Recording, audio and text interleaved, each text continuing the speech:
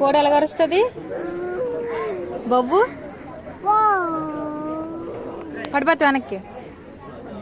బొవ్వ ఎలా కరుస్తుంది? సరిగ్గా చెప్పు. బొవ్వ ఎలా అరుస్తుంది?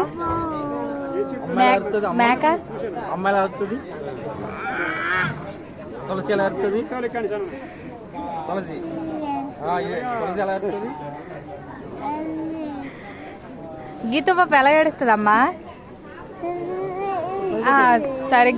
సరిగ్గా ఆడట్లేదు. గీత పాప ఎలా ఏడుస్తుంది?